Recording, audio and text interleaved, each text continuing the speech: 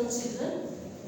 In the previous class, we are discussed about the expedition of Krishna Devaraya. So, what were the important expeditions done by Krishna Devaraya in Vijayanagara Empire?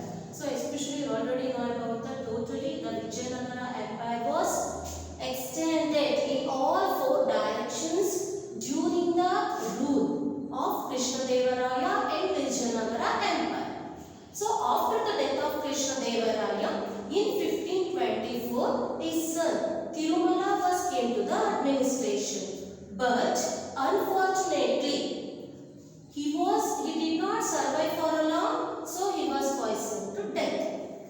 After the death of Tirumala, so in the year of 1529, Krishna Devaraya died. Before he nominated his brother Achyutaraya was his successor in Vijayanagara Empire.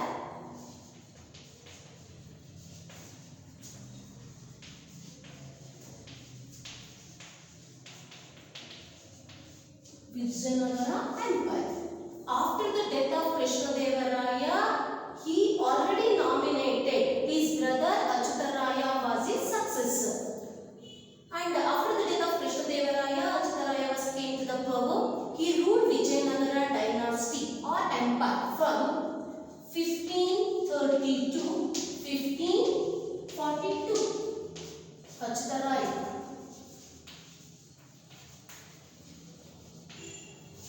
Achyutaraya, he was the brother of Krishna Devaraya. He ruled Vijayanagara Empire from 1530 to 1542. After the death of Achyutaraya, the succession of the Vijayanagara Empire was disputed. Some other dynasties kings were fought to get the power in Vijayanagara Empire. Means the succession was disputed. But Achyutaraya was succeeded by his younger son, Venkatadri. His full name was Venkataraya first or Venkatadri Raya. But soon he was killed. Venkatadri was killed after the Vijayanagara Empire was ruled by his younger brother's sons called nephew. Nephew means younger brother's sons. Sadashivaraya was came to the power and he ruled Vijayanagara Empire from Sadashiva Raya. He came to the power after the Venkatadri. He ruled Vijayanagara Empire from 1543 to 1565. The Sadashivaraya came to the power, but he was a minor. So when he came to the power, he was a minor and unable to rule the empire. So by using this opportunity, the Ramaraya of Aravidu dynasty, he took the whole responsibility of the administration in Vijayanagara Empire. It means how the Aravidu dynasty came into being. This led to the reason for the starting power of the Aravidu dynasty in Vijayanagara Empire. After that death, that means the Sadashivaraya was a minor and he was unable to rule. So the Ramaraya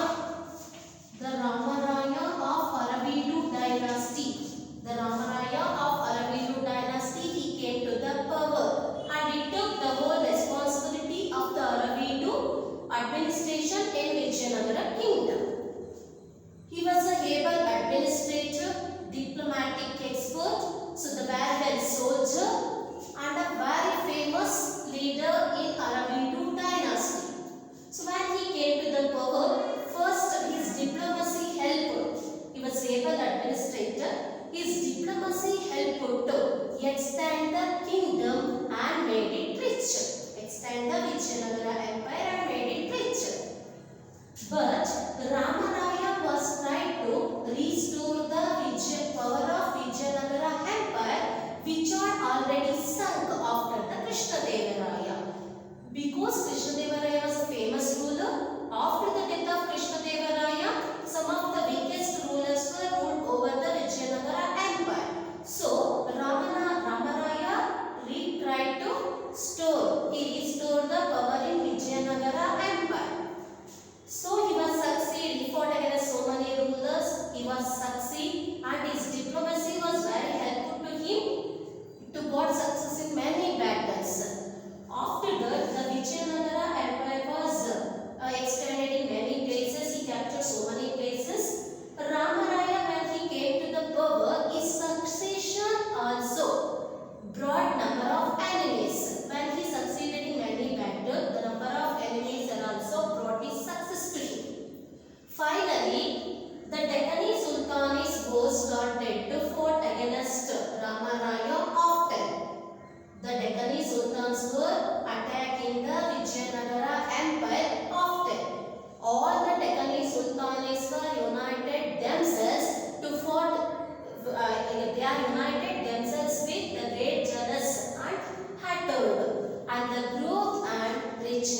the Vijayanagara Empire. So after the Ramaraya was used some of the ideas to separate the Deccan Sultans and other the enemies of Ramaraya, but he was failed. But he failed to success in that matter. So afterward, so many political differences are there between the Deccan Sultans and other neighboring dynasties kings, but they are united themselves to defeat Vijayanagara Empire. After the Deccan Sultanis were started to fight against Ramaraya because they are hesitated the growth and richness of Vijayanagara Empire. Finally, the Deccan Sultanis were started fight against Ramaraya. As a result, on 23rd January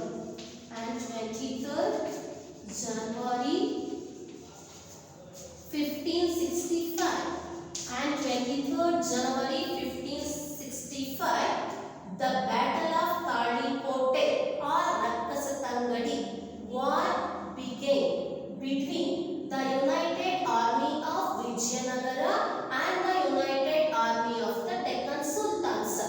When the Deccan Sultanis were decided to fight against Ramaraya because the Vijayanagara Empire was very strongest empire or kingdom. So all the Deccan Sultanis were united themselves. They forget their political differences to defeat Vijayanagara Empire. So one of the policy introduced by Ramaraya, he supported to Deccan Sultanis to fight against the other enemies of Ramaraya, but he was failed. So the Deccan Sultanis were attacked Ramaraya in the battle Talikota or Rakasatangadi. Talikote or Rakasatangadi battle. So as a result, on 23rd January 1565, Talikote or Rakasatangadi war was started between the United Army of Vijayanagara and the United Army of Deccan Sultans. Finally, so one of the reason is being there in the battle. What was the reason means? Here the Rakasa and Tangadi or Tangadagi. So they are the two villages. They are the two villages very close to the town of Talikote. Very close to the town of Talikote in current Bagalkote district. Bagalkote district. So that's why when the war was started between the two villages called Rakasa and Tangadi or Tangadagi. So the war was referred as a Talikote or Rakasatangadi battle. In some of the books, the war was referred as Talikote war, and in some of the books, the war referred as a Rakasatangadi war. So totally, the war was started between the Vijayanagara kingdom and Deccan Sultans on 23rd January 1565 on the bank of Krishna River. On the bank of Krishna River. On the bank of Krishna River.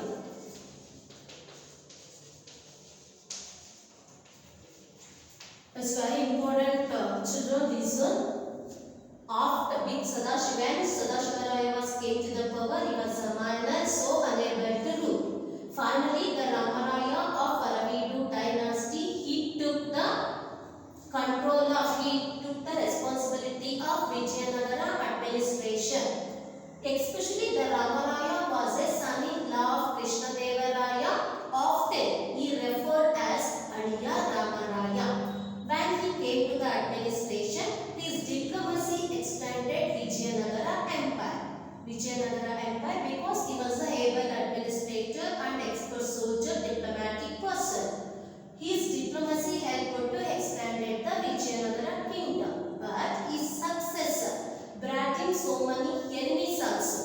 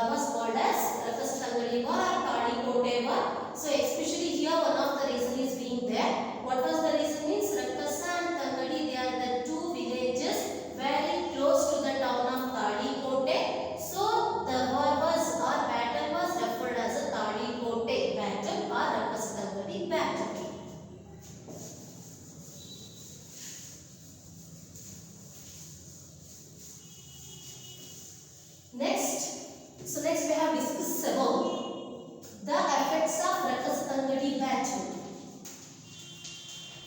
Effects or results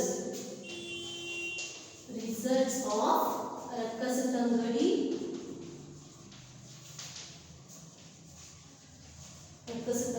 battle.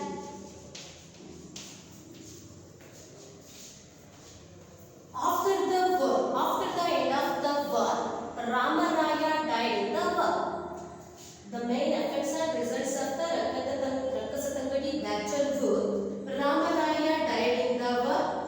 Deccanese sultans looted Vijayanagara Empire. Ramaraya died in the battle.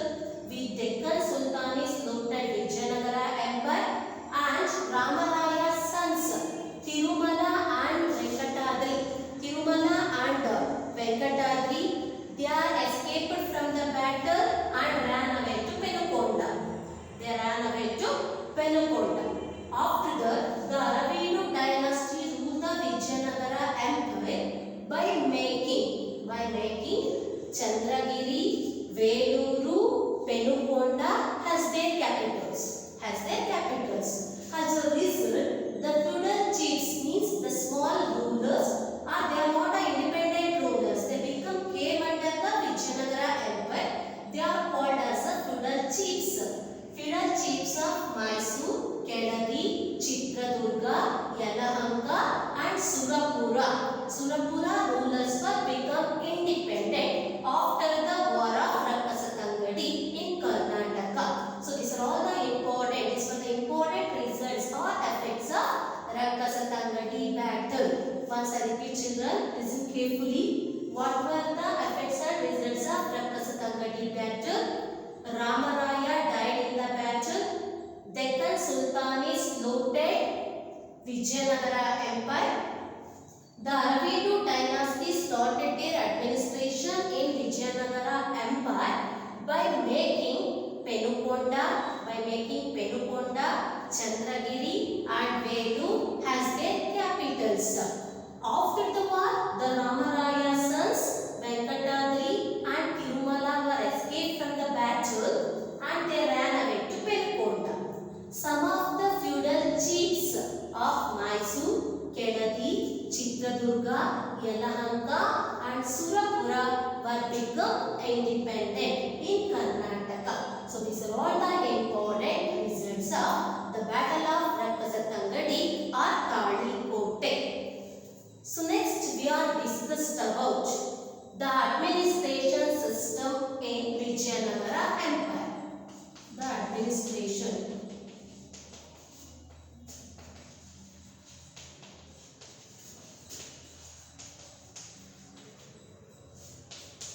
Next we are discussed about the administration system in Vijayanagara Empire.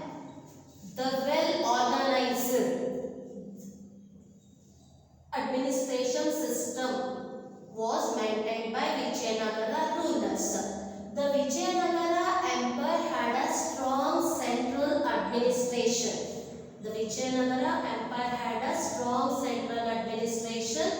It adapted the decentralized administration system. Some of the important ministers assist the king. And also local leaders in the provinces. For the administration convenience, the provinces are divided into nadus. So like here the 4 divisions we found in the Vijayanagara administration system. The first one is provinces and the second one is regions and another one is cities. The fourth one is village groups. For the purpose of the administration convenience, the whole administration should be divided into 4 divisions.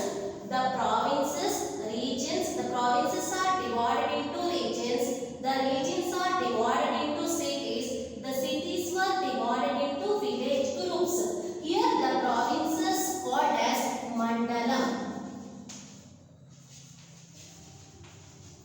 The Mandalam, the provinces are called as Mandalam, and so the regions are called as the Mandalam, or so it's called as a Mandalam, and after that here the regions are called as Nadus. Nadus, the cities called as Sthalas, Sthalas, and the village groups called as Gramas. Totally for the administration convenience, Vijayanagara administration consists of 4 divisions in their administration. The provinces are called as Mandalams. The provinces divided into regions. The regions are called as Nadus. The Nadus are divided into cities. The cities were called as Sthalas. The Sthalas are divided into village groups called Gramas. Here the provinces administration governed by the governor, or they are called as Mandaladishwara. They are called as Mandaladishwara or Nayakas. Means the Nayakas looked after the administration of provinces, and the village groups means the Gramas administration is governed by the hereditary officers. The hereditary officers. Here totally the king representatives. The king representatives looked after the administration of provinces, but the village groups administration is governed by the hereditary officers. Totally now we are discussed about the administration. Totally the Vijayanagara had a strong central administration system. They adapted the decentralized administration. Some of the ministers assist the king and the leaders of the local provinces. For the convenience of the administration, the whole Vijayanagara administration is divided into 4 divisions. The provinces are divided into regions. The regions are divided into cities. The cities are divided into village groups. Here the provinces administration is governed by the king's representatives, and the village groups administration is governed by the hereditary officers. Totally, this is the administration system of Vijayanagara Empire. So next we are discussed about, so which are the important sources of income in Vijayanagara Empire. Especially the land revenue is a main source of income in Vijayanagara Empire. 1/6 of the land revenue collected by the minister and it's given to the king. Except of this land revenue, some other taxes were collected, like which are the taxes means trade tax, road tax, and after that road tax, fair tax, export tax,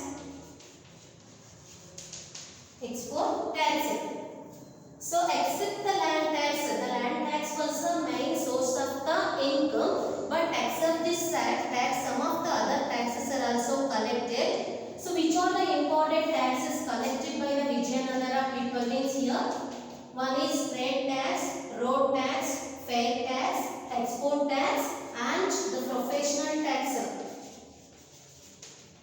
Professional tax, these are all the taxes were given to the common people, to the king. In Vijayanagara Empire, like road trade, road fare, export and professional tax were collected, and tribute in the form of cash. But these are all the taxes were not used by the king for his personal good. He gave the taxes to some charities, and what are the facilities given to the people or citizens in that kingdom. Totally, so some of the taxes were collected in Vijayanagara Empire. So next we are discussed about the Vijayanagara army.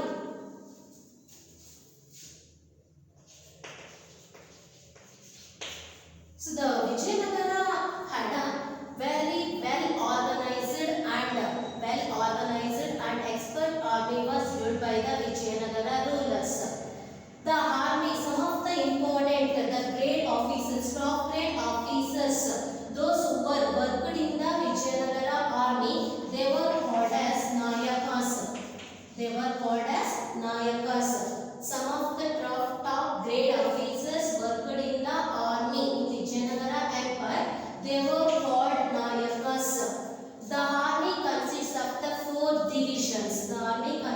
four divisions.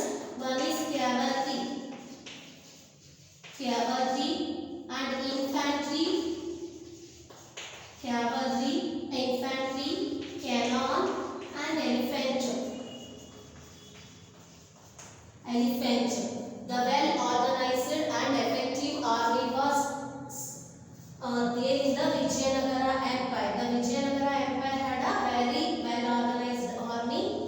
The army of Vijayanagara Empire consists of the four divisions. One is cavalry, infantry, cannon, and elephant. Here, one of the most important attraction of the Vijayanagara army was the Arabian horses.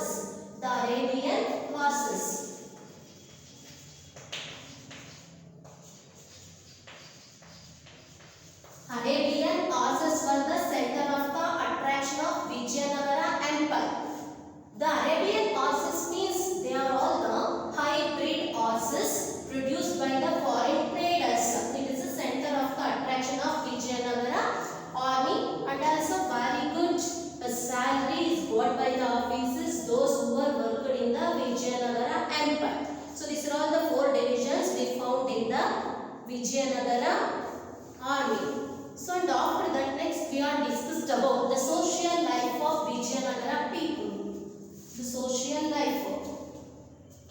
So I think you are understand, children. First we are discussed about the administration. The administration is divided into four divisions: provinces, regions, cities, and village groups. The land revenue is the main source of income, and trade tax, road tax, fair tax, export, professional tax were collected in Vijayanagara Empire. 1/6 of the income is given by the common people to the king. After that, in their production, in their produce, the well-organized army was built by the Vijayanagara rulers. The army consists of four divisions: the cavalry, infantry, cannon, and elephant. The Arabian horses were the center of attraction in Vijayanagara Empire. So next we are discussed about the social life of Vijayanagara Empire.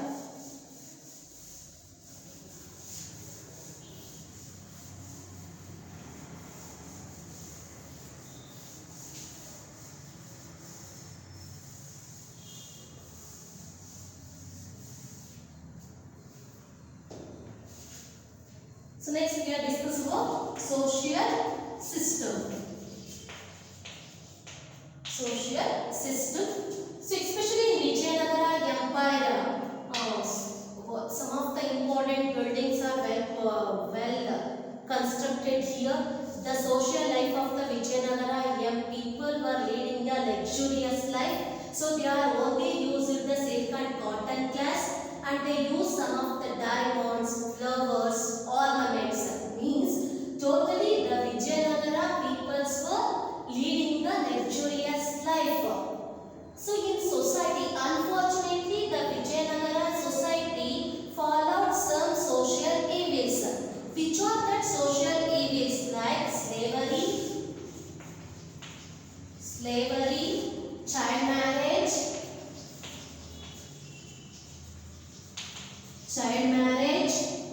Devadasi system,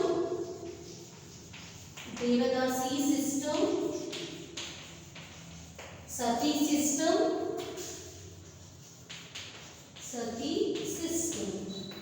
So child slavery, child marriage, Devadasi system, Sati system. These are all the social practices were in practice.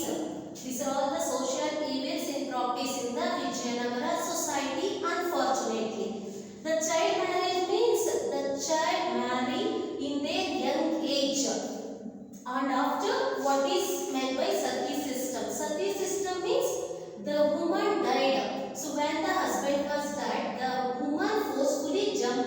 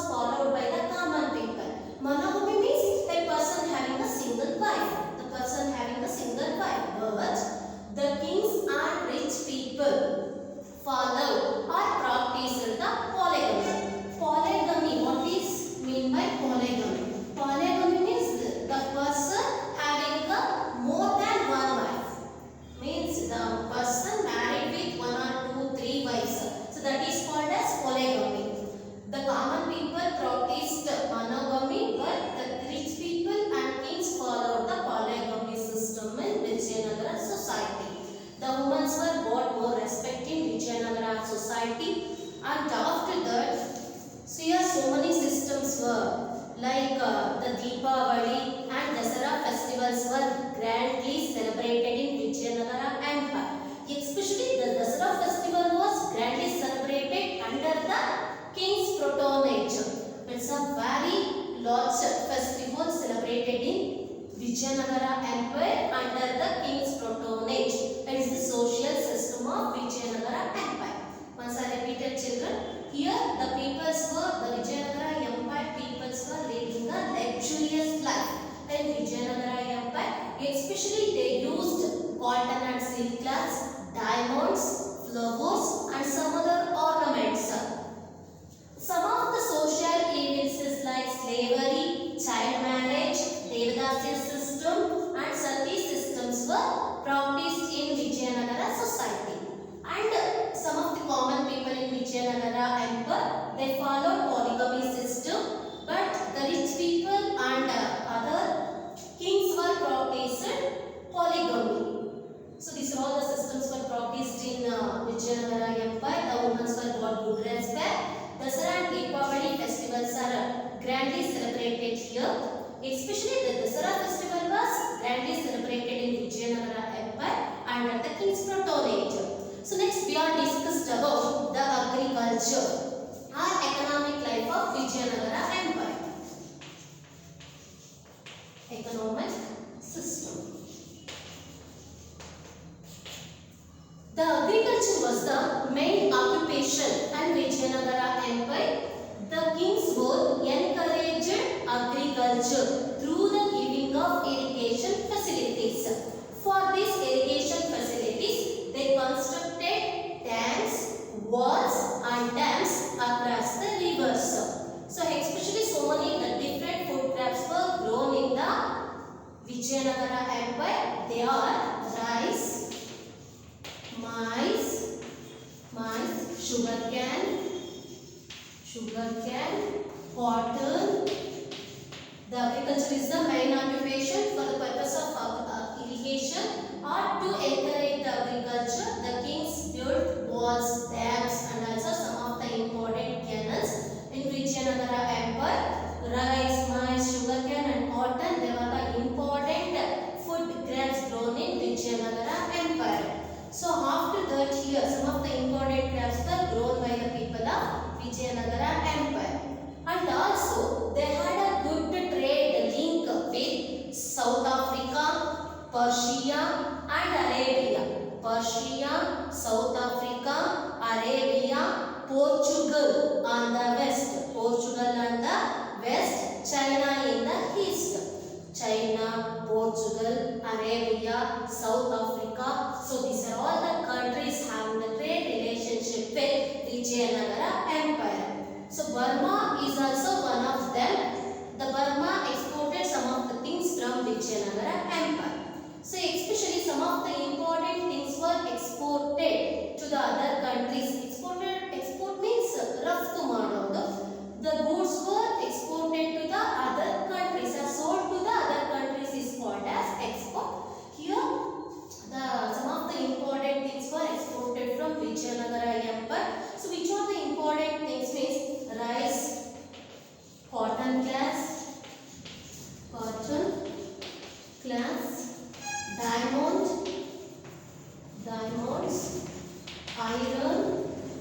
iron, musk, sandal. So like rice, cotton cloth, diamonds, iron, musk, sandal and some of the important sugar, spices. These are all the important things exported by the Vijayanagara Empire to other countries like China, Portugal, Arabia, South Africa, some other Burma. So many countries export. These are all the things from Vijayanagara Empire. Which are the important things were exported by Vijayanagara rulers means rice, maize, sugarcane, cotton,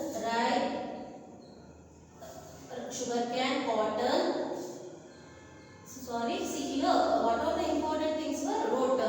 The important things were exported rice, cotton, glass, diamonds, iron, musk, sandal, sugar, spices. exported to other countries. But which are the things were imported? Import means the Vijayanagara bought some of the things from other countries. Which are the things means? So especially the horses, the horse, silk glass and mukmal glass. Mukmal glass,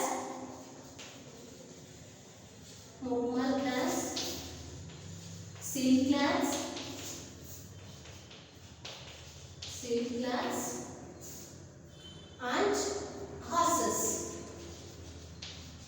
I already told you children, especially the Vijayanagara army, they are bought some of the horses from Arabia. The Arabian horses were the center of attraction in Vijayanagara army.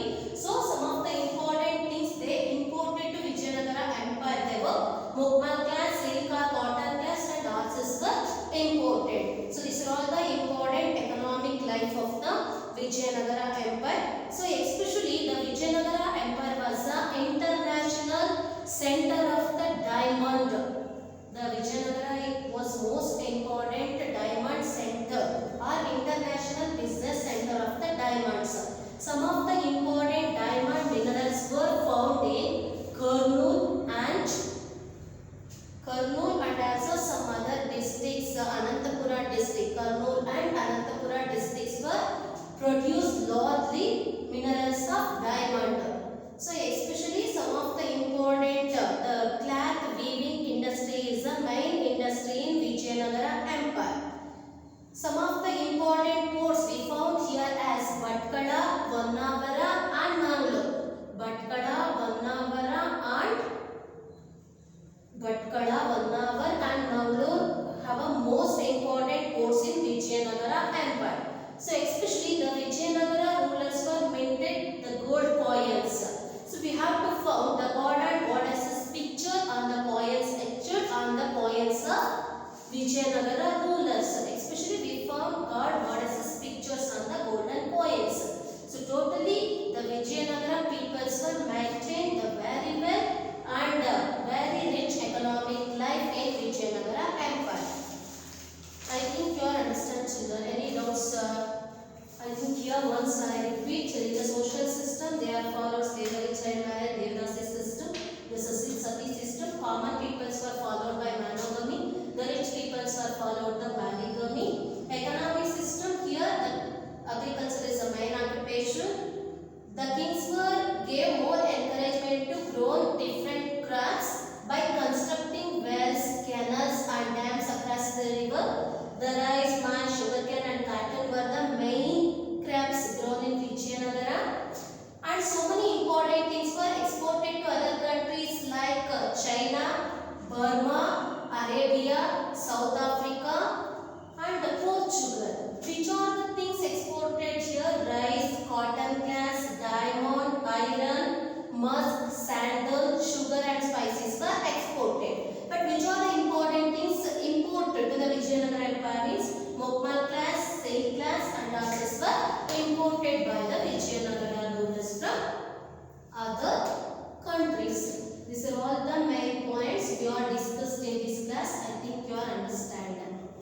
Thank you. Thanks for listening.